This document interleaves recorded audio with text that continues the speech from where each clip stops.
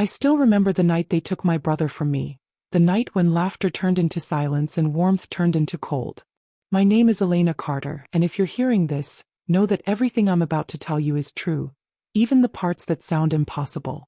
It was late autumn when Alex vanished.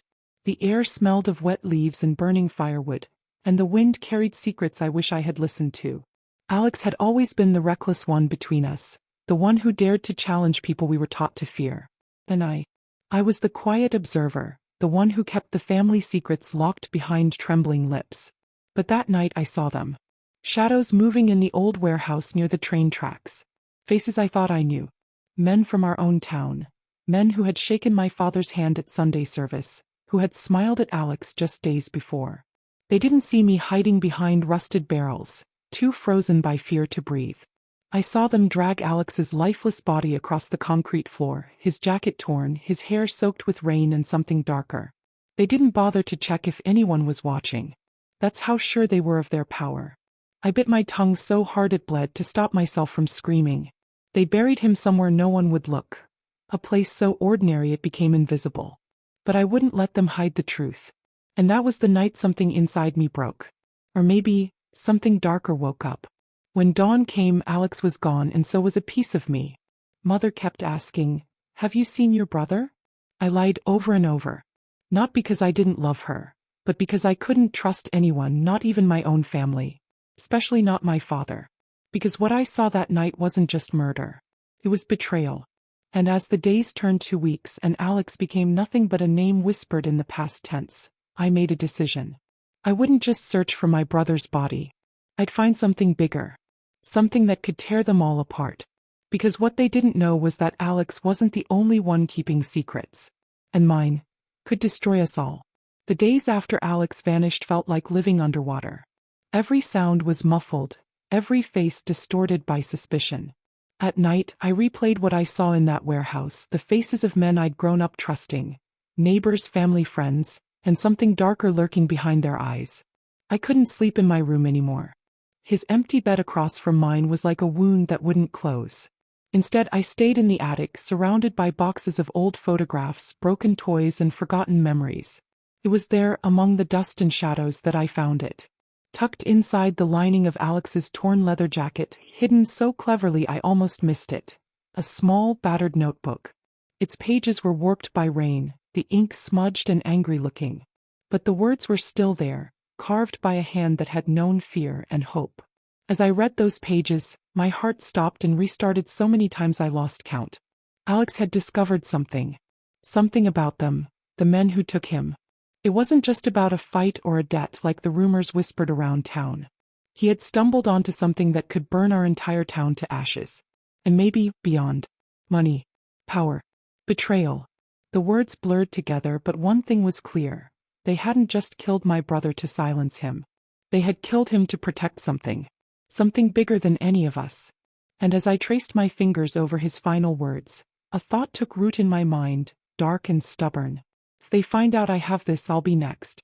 I tucked the notebook into a hollow beam in the attic, hiding it like a sacred relic. Every creak of the floorboards downstairs made my pulse quicken. Every knock at the door felt like the moment they would come for me. I started watching them the way they had watched Alex. I learned their routines, their weaknesses. At school, at the diner, at church.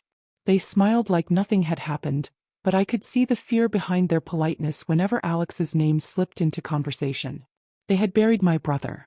But they had no idea what I was about to bury. And every day that passed, my secret grew heavier and more dangerous.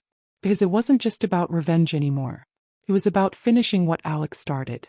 If anyone had asked, I would have said I was grieving. And in a way I was, but grief can wear many masks. Mine was silence. Kept people from asking too many questions. Let me hide the storm inside. At first, the lie came naturally. No, I don't know where Alex went. But as days turned into weeks, I realized the lie itself was a shield. A carefully spun story to protect not just me but what Alex had left behind. People talk about small towns as if everyone knows everyone, but they forget how secrets breed in the cracks. Whispers of Alex's disappearance floated through town like ashes on the wind. He probably ran off. Got into trouble. Left without saying goodbye. Each rumor cut deeper than the last. Each was a reminder of how quickly a person could vanish, first from sight, then from memory. But I wouldn't let that happen. Every day after school, I'd return to the attic and pull out Alex's notebook. My hands would tremble as I turned the pages, afraid of what I'd missed the day before. The ink had run in places, smearing the truth into riddles. But pieces still stood out. Names, dates, hidden places. Notes about deliveries late at night, mentions of the ledger, whatever that was. And one name that appeared over and over, Mason. Mason had been my father's friend for as long as I could remember. He owned half the town. The sawmill, the gas station, even the diner where I'd spent too many afternoons nursing cheap coffee. If Alex had written his name so many times, it meant something. And the thought of it made me sick. One evening I heard my father on the phone in his study. His voice, always so steady, now cracked around the edges. "We can't have anyone digging. You understand me?" My breath caught. I pressed my ear to the wall, every word burning itself into memory. "If she asks questions, shut her up." The words felt like a dagger twisting inside me. Was he talking about me? That night I packed a small box. Alex's notebook, my mother's locket, and a flashlight. I buried it deep in the woods behind our house, under the gnarled roots of an ancient oak tree where Alex and I used to play as kids. The ground smelled of wet earth and old promises. In town I kept the lie alive. Smiled when I had to. Pretended to care about algebra and history test. But behind my eyes something colder had taken root. I learned to watch, to listen for cracks in conversations, to notice who turned away when Alex's name came up. At night I'd lie awake, staring at the ceiling, replaying everything I'd seen in that warehouse. Alex's limp body, the rain-soaked concrete, the men's hushed voices. And one face among them, familiar yet wrong, shadowed but unforgettable. Every instinct screamed at me to run. But if I ran, Alex's secret would die with me. So I chose to stay. To dig deeper. To become the person Alex must have hoped I could be. Because the lie I told the world was only the beginning. The truth I carried was a weapon. And I wasn't ready to use it yet. But when I did, I knew it would burn everything down. I thought the nightmares would fade, but they grew sharper with every passing night. I'd wake up gasping, my sheets damp with sweat. The memory of Alex's lifeless eyes burned into the backs of my eyelids. The worst part wasn't reliving the warehouse. It was the feeling that someone else was always watching me. One late evening, as twilight melted into darkness, I saw him. I'd walked to the edge of town where the old tracks curved toward the river, a place Alex and I used to call the end of the line. It was where secrets felt safe, where the air tasted of rust and forgotten promises. But that night it felt different. The breeze carried something colder. And when I turned to leave, I caught a glimpse of a silhouette half hidden behind an iron pillar. Broad-shouldered. Watching. My pulse drummed so loudly I could barely think. Run, my mind screamed. But my legs wouldn't listen. Instead, I forced myself to walk. Slowly, deliberately, never turning my back. When I finally rounded the corner onto Main Street, the figure was gone. But the chill in my bones stayed. At home, dinner felt like a silent battlefield. Father barely spoke, eyes fixed on his plate. Mother tried to fill the silence with forced chatter about the town bake sale. I watched them both, seeing them not as family, but as strangers wearing familiar faces. And when Father excused himself, I caught Mother's eyes. For the briefest moment, her smile faltered and fear flashed there, quick as a heartbeat. That night I couldn't sleep. I slipped out the back door, heart hammering, and made my way to the oak tree in the woods. Kneeling in the dirt, I dug until my nails split and the earth caked my palms. When I unearthed the box, I opened it to make sure the notebook was still there. It was, but something else caught my eye. A small piece of folded paper I didn't remember adding. My breath stopped as I opened it. A single line written in hurried, slanted letters. "You're not safe. They know." My heart slammed against my ribs. Who had left it? Was someone trying to warn me, or lure me into a trap? The next day at school, everything felt sharper. The hallways seemed darker, the whispers louder. And everywhere I turned, I saw Mason's reach. His nephew in my homeroom, his donations listed on the school's plaque, his name slipping from teachers' mouths with careful respect. At lunch I felt eyes on me again. I glanced around until I saw him. The same figure from the tracks, now closer. His face partly hidden under a cap, but the tension in his shoulders unmistakable. For a terrifying second I thought he might approach. But instead he turned and disappeared into the crowd, leaving questions coiling inside me like smoke. That night I confronted my father. "Dad," I forced the words past the lump in my throat, "what happened to Alex?" His fork clattered onto his plate. He didn't look at me, just clenched his jaw until a vein pulsed at his temple. "He left," he muttered. "And you do well to stop asking. But what if? Elena." His voice cracked like a whip. Enough. In that silence, something inside me turned to steel. They wanted me silent, obedient, afraid. But fear had already walked me to the edge. And on that edge I found something stronger than fear. Resolve. Because the face in the shadows proved it. I wasn't the only one chasing the truth. But if they were hunting me, they'd soon learn. He'd hunt too. That night, sleep felt like a luxury I couldn't afford. I lay awake, replaying every word in Alex's notebook. His handwriting was hurried, sometimes shaky, but beneath the ink stains and smudges, patterns began to emerge. Certain words were underlined twice: Doc, Ledger, Mason. But what stopped my breath was a crude drawing on one of the last pages. A shape that looked like the bend in the river behind the sawmill. Next to it, Alex had written two words that made my blood run cold. "They meet." I traced the lines with my fingertip, my mind racing. Was this where they gathered? Was this where they planned what to do with Alex? Or where they planned to silence anyone else who knew? The thought sent a chill down my spine, but I knew what I had to do. I waited until the house settled into silence, then slipped out, the notebook tucked into my jacket. The night smelled of wet leaves and iron, the scent of secrets buried too deep. I made my way to the river, my flashlight throwing long shadows through the trees. The path felt familiar and alien all at once. Every snap of a twig behind me made me spin around, heart hammering. But no one followed. When I reached the spot Alex had drawn, I stopped. The moon was high, casting silver across the water. The old dock stretched into the river, its boards slick with moss and time. I crept closer, the wood creaking under my weight, each sound too loud in the hush of the night. At the end of the dock, I crouched and ran my hand along the underside of the boards, searching for anything Alex might have hidden. My fingers found something cold and metallic. A small lockbox rusted at the corners. I pried it free, heart pounding so hard I thought it might burst. But just as I turned to leave, I heard it. Footsteps behind me, slow and deliberate. "Looking for something, Elena?" My blood froze. I knew that voice. Deep, familiar, and dripping with contempt. It was Mason. I turned to face him, trying to keep my expression calm, though inside terror coiled like a snake. "Just walking," I lied. "In the middle of the night?" "By the river."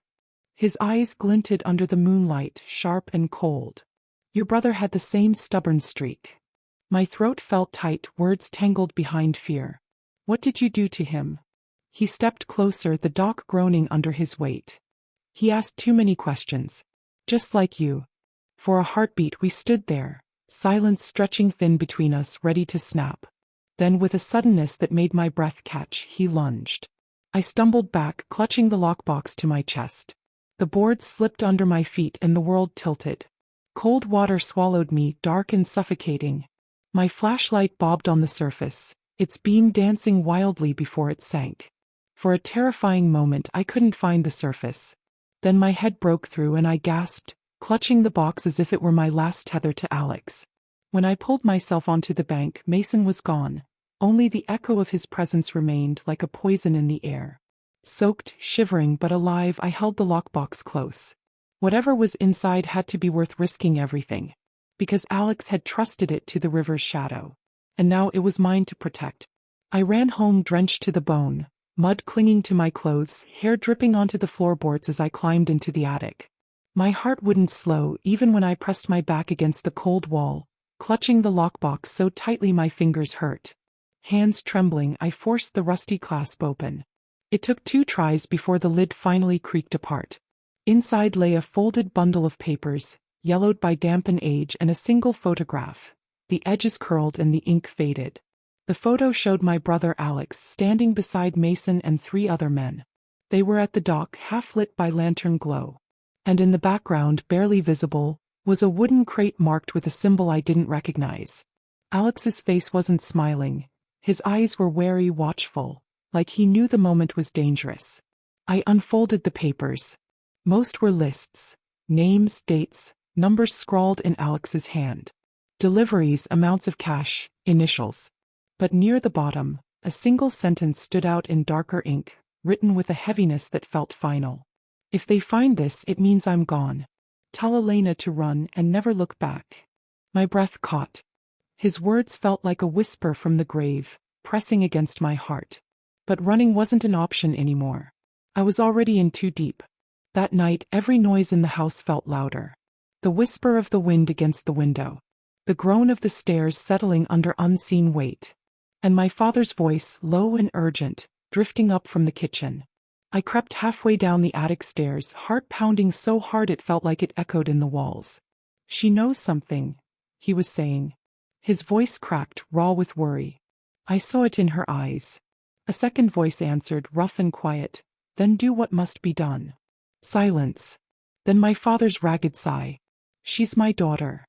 And Alex was your son, the other man replied coldly. But you let that happen, didn't you? I pressed my hand over my mouth, fighting the urge to cry out. The realization settled over me, heavy as stone. My father had known. Maybe he hadn't swung the final blow, but he'd let them take Alex. And now they were deciding what to do with me. That night I didn't sleep. I packed a small bag, the lockbox papers hidden beneath spare clothes. At dawn, I slipped out through the back door and walked to the only person I dared to trust.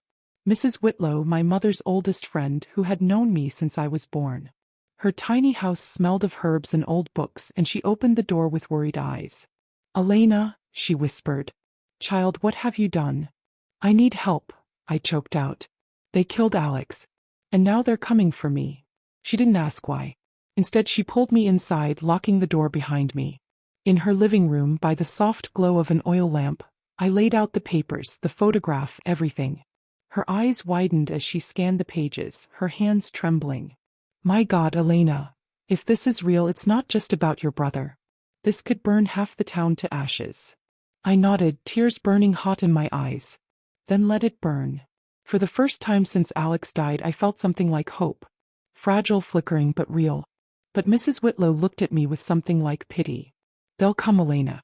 And when they do, they won't stop. I know, I whispered. And in that quiet moment, I made a promise to my brother's memory. They had taken his life. But I would take everything else. Mrs. Whitlow let me stay the night, though neither of us really slept. Her old house creaked and groaned in the wind, every noise stretching into something darker in my mind. Just before dawn, I heard footsteps outside, slow, deliberate, crunching the gravel path that led to the porch. I held my breath, peeking through the faded curtain. A tall figure stood there, backlit by the pale glow of the porch light. My heart stopped. Even without seeing his face, I knew. It was Mason. He didn't knock. Didn't call out. Just stood there as if waiting for something, or someone. Then, after what felt like an eternity, he turned and disappeared into the mist. When the sun finally rose, Mrs. Whitlow and I packed my things. You can't stay here, she said, voice firm despite the worry in her eyes. He'll come back. But where can I go? I whispered. She hesitated, then pulled an old key from her apron pocket. My cousin's cabin. It's been empty for years. No one knows about it, not even Mason. I nodded, swallowing my fear. The thought of running felt like betrayal. But staying would be surrender. Before leaving, I wrapped Alex's notebook and the lockbox papers in a plastic sheet, burying them under a loose floorboard in her parlor. If they caught me, I couldn't let them catch the truth. The road to the cabin twisted through thick woods where the sun barely touched the ground. Every crunch of branches underfoot made my pulse spike. The deeper I walked, the more the town felt like a fading memory, replaced by the sharp scent of pine and wet earth. The cabin stood alone, its wood gray with age, the windows covered in grime. Inside it smelled of mildew and dust, but it felt safer than anywhere else. That night, by the flickering light of an old oil lamp, I read Alex's words again. His notes hinted at something more than smuggling or bribes. Mentions of the ledger kept appearing, a book Mason seemed desperate to keep hidden. If I found it, it could be enough to bring them all down. But the pages ended too soon, unfinished. As if Alex had been writing right before they came for him. My hands shook as I closed the notebook. The weight of his unfinished words pressed on me like a stone. Alex had died trying to protect the truth. And now it was my turn to finish what he started. The next morning I made my way back toward town, keeping to the trees. From the ridge I could see the sawmill, Mason's kingdom. Trucks coming and going, men moving crates, all under his watchful eye. I wrote everything down in a small notebook of my own. Faces, license plates, times. Each note a step toward something bigger. Each word a promise to Alex. But as I turned to leave I felt it, that familiar prickle at the back of my neck. Someone watching. I froze, breath caught in my chest. Then slowly I turned. A boy stood there, older than me but not by much. Dark hair, wary eyes. His clothes were dusty, his boots scuffed. And in his hand he held something that made my heart lurch. Alex's leather bracelet. "Where did you get that?" I demanded, voice cracking. He hesitated, then spoke, voice low and rough. "Your brother gave it to me. Before they took him." My pulse roared in my ears. "Who are you?" "Name's Caleb," he said, glancing over his shoulder. "And if you want to know what really happened to Alex, you'd better come with me." For a heartbeat, fear and hope collided inside me. Then I nodded. Because even shadows sometimes carry the truth. I followed Caleb through the woods, my heart pounding so loud it felt like it echoed between the trees. His steps were sure, weaving between roots and fallen branches as though he'd walked this path 100 times. Mine felt heavy, each breath tight with fear and something darker, hope. When we stopped, it was at an old hunting shed, barely more than rotting planks leaning into each other. Inside it smelled of damp earth and rust. Caleb lit a battered lantern, its glow casting shifting shadows across his face. "Tell me," I demanded, the words spilling out before I could stop them. "Tell me what happened to Alex." Caleb looked at me for a long moment as if weighing how much truth to give. Then he took a deep breath. "I worked at the mill," he said. "Mostly nights, moving crates, loading trucks. Quiet work, no questions asked." "But Alex," he asked. He paused, gaze dropping to the dirt floor. He started talking to me, asking what was really inside the crates, why Mason always came around when the shipments left. At first I told him to keep his head down. But he wouldn't. My chest tightened. That sounded like Alex. Stubborn, reckless, brave in ways I'd never been. "One night," Caleb went on, voice lower now, "he followed a truck after it left the mill. I think he found out too much. Next day, Mason's men dragged him into the warehouse by the tracks." His voice caught as if the memory itself hurt. "They beat him. Asked where he kept the ledger." I swallowed hard. "The ledger. Alex didn't have it." Caleb nodded. "I know. They thought he did. And when he wouldn't give them anything, they made an example of him." Silence settled between us, heavy and cold. I felt my knees weaken, my vision blurring. The words I'd forced myself never to say spilled out, raw and ragged. "They killed him." Outside, the wind howled through the trees, carrying our breath into the night. Because Alex had died for the truth. And I would burn the world to bring it into the light. The next morning, Caleb and I returned to the attic where I had hidden Alex's notebook. The weight of what we were about to do pressed heavily on my chest. Every creak of the floorboards sounded like a warning. I pulled out the notebook, the pages still damp and fragile. Caleb traced the scribbles with his finger, his eyes searching for clues I'd overlooked. "We need to look for the patterns," I said, voice barely above a whisper. "The things he underlined, the dates, the names." He nodded, flipping to a page where Alex had written strange symbols next to a list of dates. "Alex was smart," Caleb said. "He hid messages inside his writing. Like a code." I studied the symbols. They looked like nothing more than scratches, but my gut told me otherwise. 4 hours we pored over the notebook, cross-referencing dates with events in town. When Mason's shipments arrived. When certain people disappeared. A map began to emerge. A network of lies and corruption spanning years. Then I found it. A folded letter tucked between pages addressed to me. My hands trembled as I unfolded it. "Elena," it began, "if you're reading this, it means I'm gone. I was close to something big. The ledger that holds the truth. But they're watching. Be careful. Trust no one but Caleb." The letter ended with a set of coordinates and a riddle. "Where shadows linger and silence speaks. Find the place that no one seeks. Beneath the roots where secrets grow. The truth lies buried below." I looked at Caleb, heart pounding. The oak tree, I said. The one behind our house. Alex's hiding place. He nodded grimly. We don't have much time. The thought of returning to that tree brought back memories. Childhood laughter, whispered secrets, and now death and danger. But this was no longer just about Alex. It was about justice. And I was ready to dig up every secret they buried. The air was thick with damp earth and decay as Caleb and I crept toward the ancient oak tree, the place Alex had described in his final words. The forest seemed to hold its breath, shadows twisting like silent sentinels watching our every move. Every snap of a twig beneath our feet felt like an alarm bell ringing in the stillness of the night. I clutched the worn notebook tightly, the riddle swirling through my mind again. Where shadows linger and silence speaks. Find the place that no one seeks. Beneath the roots where secrets grow. The truth lies buried below. The roots of the oak stretched wide, gnarled and thick, twisting like veins beneath the earth. I dropped to my knees, my fingers trembling as they scraped away the layer of leaves and soil. Caleb knelt beside me, his breath shallow but steady. Minutes passed like hours, the earth crumbling beneath our nails until my fingers brushed something cold and metallic. A small, rusted box, heavier than it looked, lay buried beneath the roots as if it had been waiting for us all this time. I lifted it out with care, the weight of it grounding me.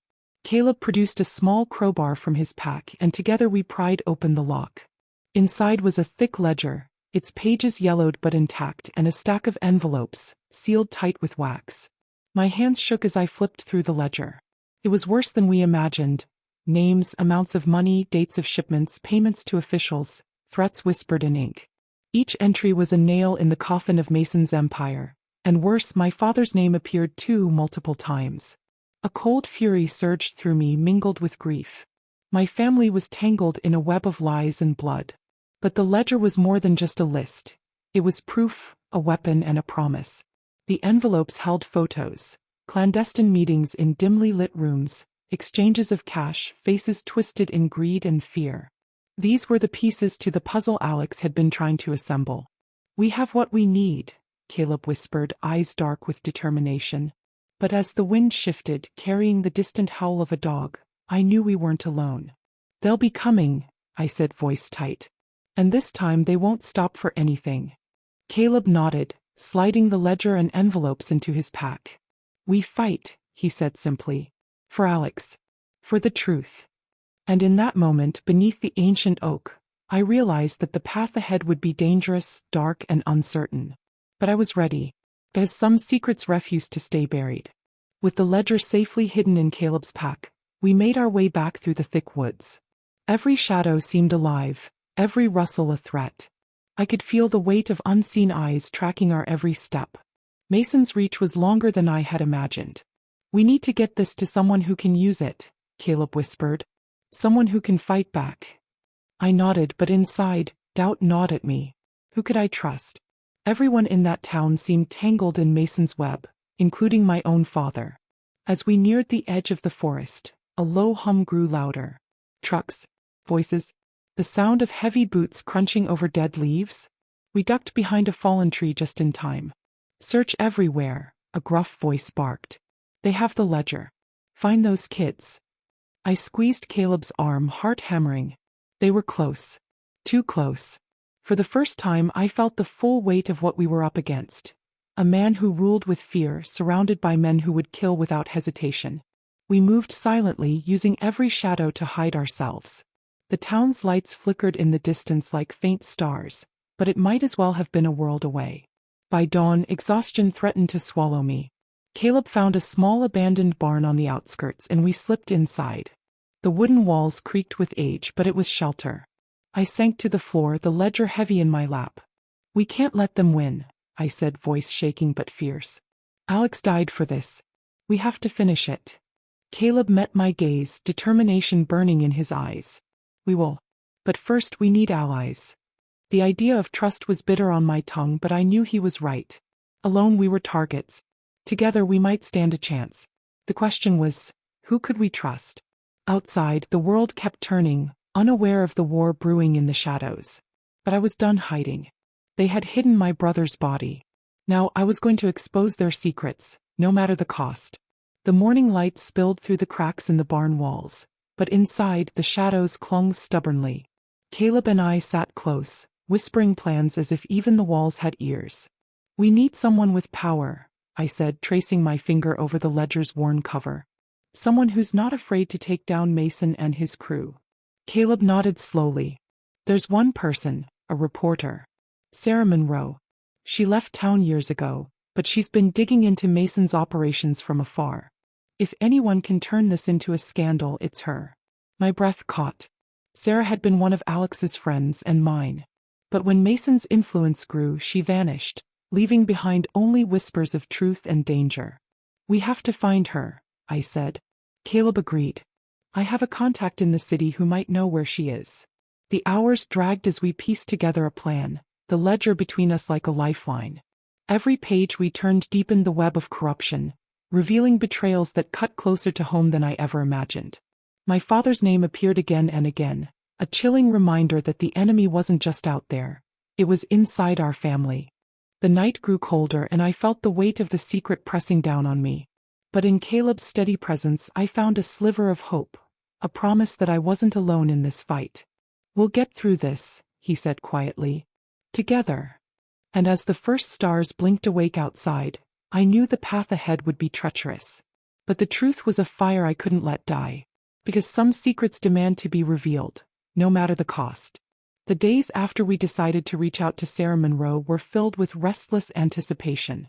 Caleb had made contact through an old friend in the city, a journalist who owed him a favor, and soon we had a meeting set up in a quiet cafe on the outskirts of town. It was a risk, but every step forward felt like tearing a bandage off a wound that had festered for too long. That morning I woke before dawn, the ledger still clutched tightly in my hands. The weight of the truth pressed down on me, heavier than the humid summer air. I stared out the cracked attic window, watching the world awaken while the shadows of the past clung to me like a second skin. Memories flooded back. The way Alex's laughter once filled our house, his reckless smile, and the way he had looked at me with fierce determination the last time we spoke. It was because of him I had dared to begin this dangerous journey. Because if he had the courage to stand up, so would I. Caleb arrived early, his presence steady, a grounding force in the chaos that had become my life. We left the cabin under the cover of dawn, taking the long way through back roads and wooded paths to avoid being seen. Every rustle in the bushes, every passing car set my heart racing. The cafe where we met Sarah was inconspicuous, just a worn sign above the door and the scent of strong coffee that lingered in the air. When she walked in, I barely recognized her. Years of hard living had etched lines into her face, and her eyes held a sharpness that spoke of battles fought in courtrooms and newsrooms. But beneath that was the same fire I remembered. "I heard you have something important," Sarah said quietly as she slid into the booth across from us. Her gaze flicked to the ledger before returning to my face. "Something that could bring down Mason." I nodded, swallowing the lump in my throat. "It's worse than we thought. Mason's not just a smuggler, he's got the entire town in his pocket. Police, politicians, even my own family." Sarah's eyes narrowed. "You're serious about this, aren't you? You're risking everything." "I have to," I said. "They killed my brother to keep this secret. And now they're coming for me." We spent hours talking, me poring over the ledger's pages, Sarah taking notes, her fingers flying across her phone as she started to dig into Mason's empire from wherever she was now. She explained how she'd been investigating similar corruption in other towns, but Mason's grip on ours was unusually tight. "The key," she said, "is the ledger. If we can verify the names and amounts, we can expose the whole network. But it'll take time and discretion." I felt a flicker of hope but also dread. Mason's men were watching, waiting. One wrong move could be my last. As we left the cafe, Sarah handed me a burner phone. "Use this. Don't trust anyone else in town." Back at the cabin, the walls seemed to close in tighter than ever. Every creak, every whisper of wind through the trees sounded like an alarm. Sleep came in short bursts, haunted by dreams of Alex, sometimes alive, sometimes silent beneath the earth. One night, as I traced my fingers over the ledger, my phone buzzed with a message from an unknown number. "Stop digging or you'll end up like him."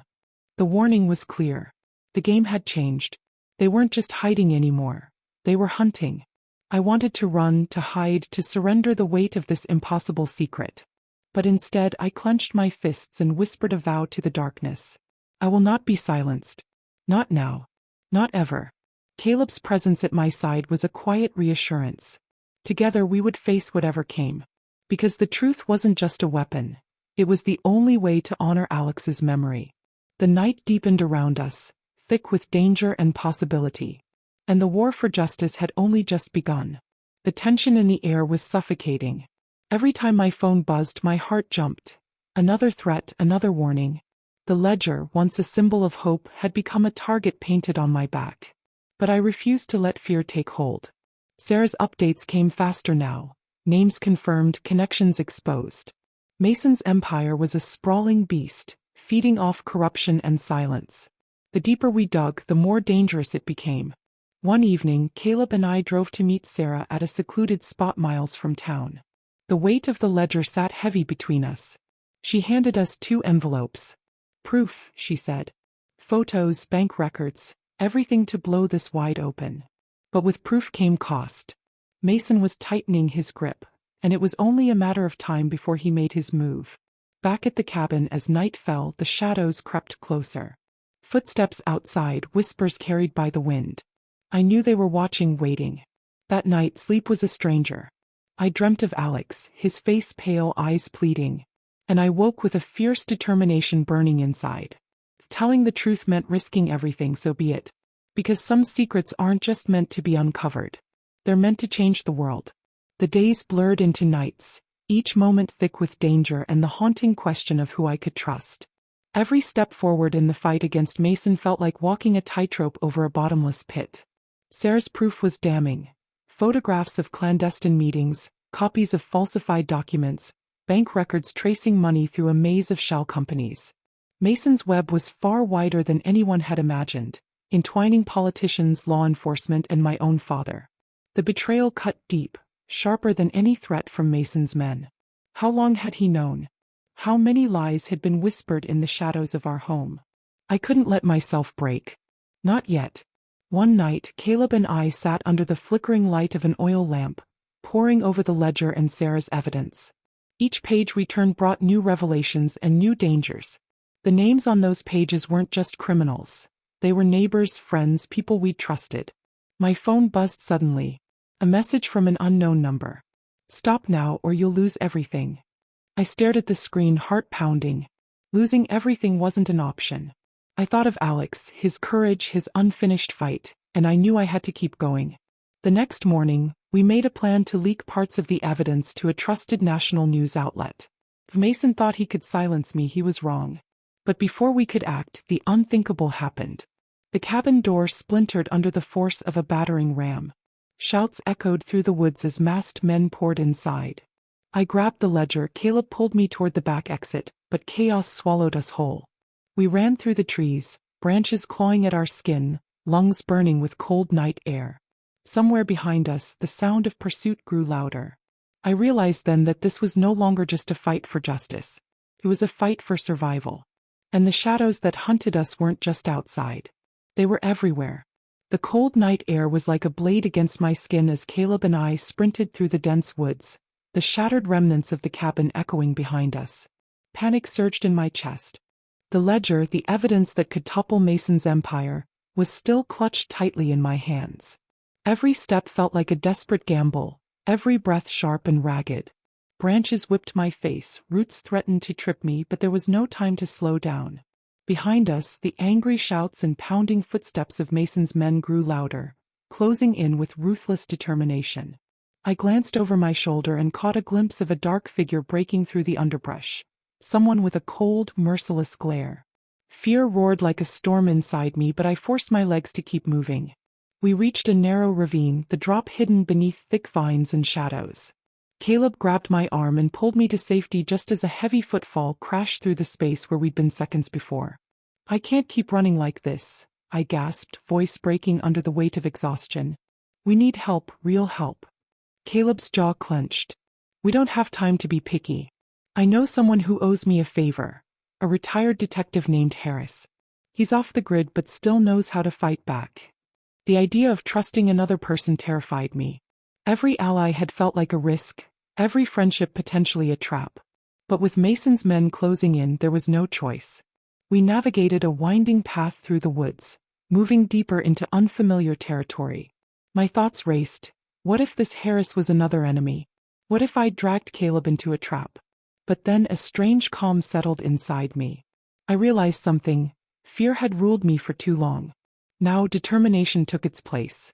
When we finally reached a rundown cabin at the edge of a forgotten clearing, an old man waited on the porch. His face was weathered, eyes sharp and assessing. He didn't ask questions. Instead, he nodded as Caleb explained everything in a low, urgent tone.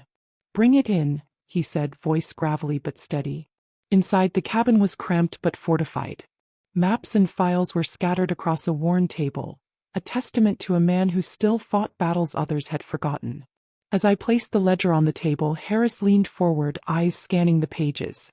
"This," he said slowly, "is the smoking gun." Hope and fear clashed inside me. We were still hunted, still vulnerable, but at least now we had a chance. A chance to finish what Alex had started. To expose the darkness hidden in plain sight. And maybe, just maybe, to find justice. The cabin felt like a fortress, but I knew it was only a fragile shield against the storm gathering outside. Harris, the retired detective, worked quickly, verifying the ledger's contents, cross-referencing names and dates, and planning the next move. His experience was a beacon of hope amid the darkness. But even with Harris's help, trust was a fragile thing. Every face held secrets, every word carried the weight of suspicion. I caught myself watching Caleb closely, wondering if he too carried shadows I didn't see. The line between friend and enemy had blurred beyond recognition. One evening, as Harris pored over documents, my phone buzzed again. A message so cold it felt like ice down my spine. "You're running out of time, Elena. Stop or we'll make sure you regret it." I locked the phone and turned away, fighting the urge to crumble. But Harris's steady presence reminded me why I had to stand strong. "We need to get this to Sarah," I said firmly. "She can expose everything." Harris nodded. "But Mason's reach extends beyond this town. We'll need a plan to keep you safe." Plans, promises, and shadows tangled in my mind. I felt the weight of every choice pressing down on me. The risk of exposure, the fear for those I loved, and the hunger for justice that refused to die. One night, as the wind howled outside, Harris pulled me aside. "There's someone you need to meet," he said quietly. "Someone who can help us." I hesitated, the doubt gnawing at me, but I nodded. The fight was far from over. The next day we drove to a nearby city. The meeting place was an old warehouse, dark and foreboding. Inside, a woman waited, sharp-eyed, confident, and dangerous in a way I couldn't ignore. Her name was Lena, a former federal agent with a reputation for taking down corrupt power brokers. Her presence shifted the room, the air thick with possibility and danger. "We can take Mason down," she said without preamble. "But you'll have to trust me, completely." Trust. The word tasted bitter. But I had no choice. I looked at Caleb, then at Harris, and finally at Lena. If we were going to win this fight, we would have to stand united, or fall divided. Because the shadows were closing in faster than ever. Lena's presence was like a storm rolling in, fierce, unpredictable, and impossible to ignore. She wasted no time, laying out a plan that balanced calculated risk with bold moves. Her experience was evident, but so was her willingness to play in the shadows where others feared to tread. "We need to hit Mason where it hurts," she said, eyes sharp as daggers. "Expose his allies, disrupt his operations, and turn the town against him." Caleb and I exchanged a glance. The path was dangerous, but it was the only way forward. We began by leaking parts of the ledger's evidence to trusted journalists outside Mason's reach. Slowly, the story took shape. A sprawling network of corruption, greed, and violence that shocked even those who thought they knew the town. But Mason was far from defeated. Threats escalated. A car followed me home one night. A brick shattered the cabin's window another. The fight was turning deadly. One evening, Lena called an emergency meeting. "We've uncovered something new," she said. "There's a mole, someone feeding Mason information." The room fell silent. Betrayal cut deeper than bullets. I looked around, heart pounding. Who could it be? In that moment, trust felt like a fragile illusion. But giving up was not an option. Because the secrets we carried were too powerful. And the shadows would not win. The revelation hit the room like a thunderclap. A mole, someone feeding Mason information from within our ranks. made every plan we'd made suddenly fragile like glass ready to shatter. The betrayal wasn't just a possibility anymore. It was a certainty. Lena's eyes scanned each of us in turn, sharp and accusing. We need to find the leak. Fast. Before everything falls apart. Caleb's jaw tightened. But who? We've all been careful. I swallowed hard, the weight of suspicion settling over me like a thick fog. I looked at Caleb, steady, loyal, but even he wasn't immune to doubt now. Then at Harris, quiet, calculating, experienced. And Lena, whose sharp gaze cut through the tension like a knife. The thought that one of us could be working against everything we stood for was almost too much to bear. That night, I lay awake, turning the possibilities over and over in my mind. Who among us had the motive, the access, the nerve? As dawn broke, I knew there was only one way to find out. I proposed a trap. A false lead in the ledger, a piece of bait only those close to us would know. If the information leaked, we'd have our mole. It was risky, but it was the only way. The next days were a tense game of shadows and silence. Every glance felt loaded, every word measured. Then came the moment I dreaded and awaited all at once. A message sent from a burner phone reached Mason's network, but it wasn't from us. The mole had taken the bait. Now it was a race against time. Because Mason would stop at nothing to protect his empire. And the cost of betrayal was deadly. The moment the false lead was planted, the game changed. We waited, tense and silent, hearts pounding with every passing hour. The ledger lay between us like a ticking bomb, each page a promise of justice, or destruction. Then the call came. A coded message intercepted from Mason's inner circle. They knew. They were coming. Panic surged, but we couldn't show it. We had to act fast. Lena's face was grim. They're sending their best. We have to move. Caleb and I packed what we could. Copies of evidence, essentials for escape. Harris coordinated with contacts to secure safe houses, but time was against us. As we slipped through shadowed streets, I couldn't help but think of Alex, his courage fueling every step. The town we once knew was no longer a place of memories but a battlefield. Gunshots echoed in the distance. A warning or an attack. We ducked into a narrow alley, breath ragged, nerves sharp. Every sound, every flicker of light could be Mason's men. We won't back down, I whispered, gripping Caleb's hand. No, he agreed. This ends soon. The fight for truth had become a fight for survival. And the web Mason wove was closing fast. But I was ready to burn it all down to bring light to the darkness. The air was thick, almost suffocating as Caleb, Harris, Lena, and I slipped through the dark city streets, carrying not only the weight of the truth but the urgency of survival. Every step was a gamble, every shadow seemed to hide an enemy. And for the first time I felt the line between hunter and hunted blur. Mason wasn't just after us. He was determined to destroy everything we'd built, to silence our voice once and for all. His men seemed everywhere, cars tracking our moves, hostile stares in alleyways, threatening whispers behind closed doors. The pressure grew with every moment. The press was beginning to release the first stories with the evidence Sarah had leaked, and the city was boiling with shock and fear. Mason tried to control the damage, but the truth was already a fire too big to put out. We knew the final confrontation was near. It was Harris who found the hideout Mason used as headquarters, an abandoned warehouse on the outskirts, guarded by cameras, security, and fierce dogs. This was the heart of the operation that had taken my brother and destroyed so many lives. We have to get in before they destroy what's left, he said, his voice grave. If we lose this chance, it's over. Preparing the attack was a race against time. Lena drew up the strategy, calculating entry and exit routes, using contacts to disable the cameras for a few minutes. Caleb and I were armed and armored, tools I never thought I'd need but now were our only guarantee. The night before the showdown I sat alone, the ledger open on my lap, revisiting every name, every lie, every promise of justice we had made. Alex's memories were with me, his determined smile, his final fight. I carried his courage inside me. When the time came, we moved like shadows, infiltrating the warehouse with the precision of those who know they cannot fail. The silence was heavy, almost tangible as we navigated the dark corridors, avoiding guards and cameras we hadn't yet disabled. Then the siren cut through the air. The confrontation exploded in seconds. Gunfire, screams, the sound of metal clashing. We fought not only for the ledger but for the right to tell the truth, to free the city from the fear that choked it. In the middle of the chaos I saw Mason. He was far from the man I remembered, darker, crueler, desperate to keep his empire intact. Our eyes met. A silent duel began. I knew that battle wasn't just mine. It was for Alex, for all who had been silenced, for a future where truth could exist without fear. When the smoke began to clear and silence returned, I knew something had changed forever.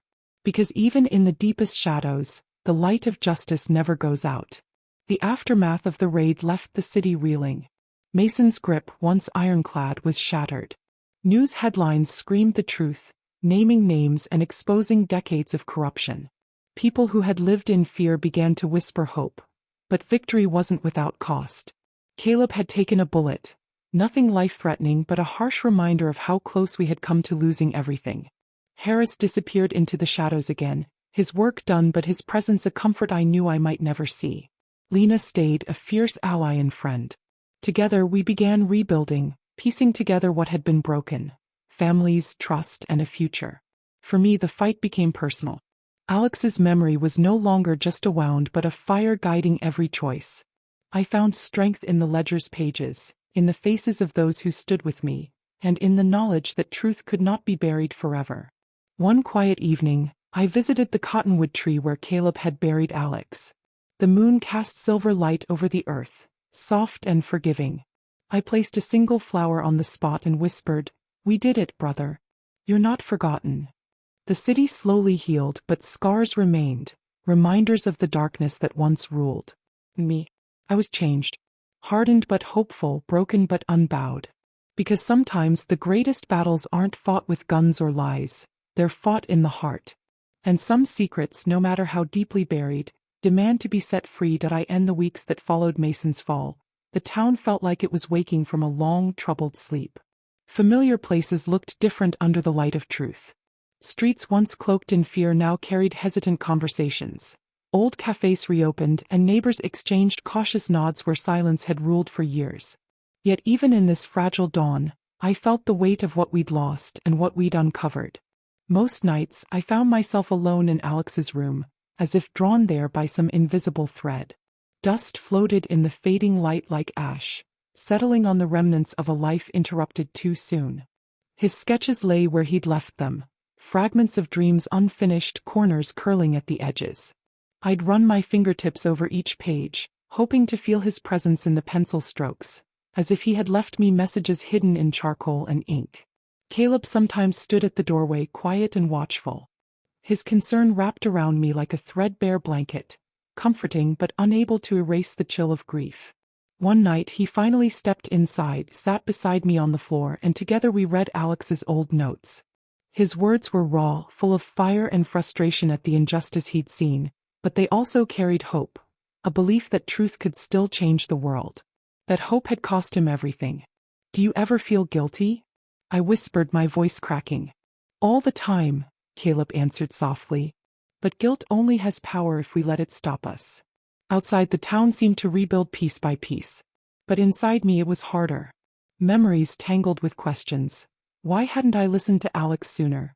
Why had I clung to denial while he risked everything? Lena wouldn't let me hide forever. She coaxed me to speak to groups, first in small gatherings then larger ones. "You can give them something Alex never had, a living voice," she reminded me. Standing before people terrified me. My voice trembled, hands shook, but each time it got a little easier. And as I spoke, I saw faces change. Recognition, sorrow, gratitude. Some even smiled, as if seeing me reminded them that the past hadn't won. Late at night, the town still whispered of Mason's empire, like a scar healing slowly, tender to the touch. And through it all, Alex's memory no longer felt like a chain. It felt like a torch passed to me, burning in the darkness. Because though the past had nearly buried us, it had also unearthed something stronger than fear. And the echoes of Alex's courage had become the pulse that kept me moving forward. The days leading up to Mason's trial were suffused with tension. It was as if the entire town held its breath, waiting to see if justice really meant something, or if the old ways, silence, bribes, and threats, would win again. Reporters from out of state flooded the streets, microphones raised, hungry for quotes. Families whispered among themselves, afraid of what the testimony might reveal.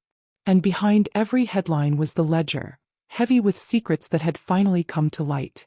One morning I found myself staring at a mirror, barely recognizing the woman reflected there.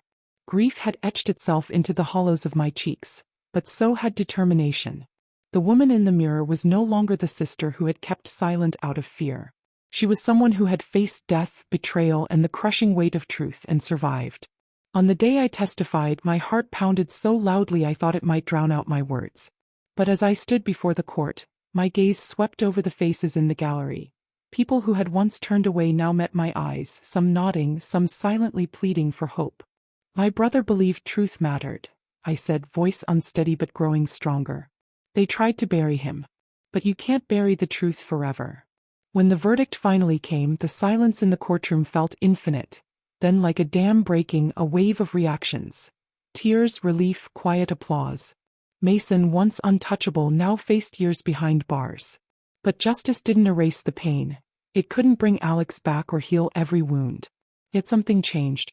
In the days that followed, I watched old neighbors paint over graffiti that had once marked them as enemies of Mason's circle. Abandoned homes were fixed up. Doors that had stayed locked for years opened again. I realized it wasn't just about punishing Mason. It was about lifting the weight of silence from an entire community. In quiet moments, guilt still whispered to me, why had Alex paid the highest price? But Caleb's steady presence reminded me that carrying on was the best way to honor him. And so, with each hesitant step forward, I began to forgive myself. Because the truth hadn't just freed the town. It had freed me too. Months later, spring breathed life into streets that had once known only shadows. Blossoms dotted trees along the old roads, and laughter, real, unguarded laughter, drifted through open windows. On a quiet morning, I returned to the cottonwood tree where Alex's memory lived strongest. I knelt at its roots, my fingers brushing the earth as if to touch the past. We kept your promise, Alex, I whispered. Your truth lives on. Memories rushed in. His stubborn grin, the late-night talks where he'd dreamed of exposing Mason, the fear in his eyes the last time I saw him. But there was warmth too, the way he'd believed in something better even when no one else dared. Caleb's hand found mine. You didn't just speak for Alex, he said gently. You gave everyone the courage to speak for themselves. The breeze stirred the branches above, and for a moment I imagined Alex there, no longer silenced but smiling, free. I closed my eyes and let the wind carry my whispered promise, to never let truth be buried again. Walking back, I noticed children playing where silence once reigned, storefronts freshly painted, neighbors talking openly, unafraid. Each small moment felt like proof that change had taken root, watered by sacrifice and courage. My scars remained, reminders of what was lost and what was saved. But they didn't define me anymore. What defined me was the choice to keep fighting, to keep telling the story no matter how heavy it felt. Because Alex's death had left a wound, but it had also lit a fire that refused to die. And that fire, once born of grief and anger, had become something else. Hope. Hope that even in darkness truth could grow. Hope that no secret stays buried forever. And hope that love, even lost, still guides us home. In the months after Mason's trial faded from headlines, the town settled into a silence unlike the hush that fear once enforced. This quiet was softer, almost gentle. The space left behind when secrets no longer pressed against every wall. Yet even as the world moved forward, I found myself walking the same paths Alex and I once shared. The cracked sidewalk outside our childhood home, the library steps where he first dared to question what lay behind Mason's polished lies, and the cottonwood tree that had borne witness to so many whispered confessions. Some nights I still awoke gasping, haunted by memories of gunfire, of running through dark woods with Caleb at my side, of the ledger heavy in my arms like a living thing. In those moments, guilt resurfaced like an old bruise. Why him and not me? Why had Alex paid the price of truth, while I remained to carry it forward? Yet slowly, memory became less a weight and more a companion. I began to speak to Alex in the quiet moments, while washing dishes, walking through market stalls, or standing by the window watching dusk swallow the town. I told him about the girl who had started attending town meetings after hearing me speak, about the man who'd once worked for Mason but now volunteered at the shelter, about Caleb who still bore scars of that night but whose laughter had returned, softer but genuine. Sometimes, in that hush between words, I felt as though Alex answered, not in voice but in a warmth that settled in my chest. A reassurance that though the ledger had cost him everything, it had also cracked something open in the town in me that could never be closed again. The ledger itself remained, now locked safely in evidence. Its pages faded at the edges but its truths alive in court records, headlines, and the stories neighbors shared over coffee. It was no longer a weapon in my hand, but a monument to what truth demands, and what it gives back. And as for me, I carried forward, scarred but standing. The fire Alex sparked had become my own. A promise to keep questioning, keep speaking, and keep remembering that even the smallest act of defiance can light a darkness no empire can extinguish. Because secrets can be buried. But truth has roots that run deeper than fear. And even in silence it continues to grow.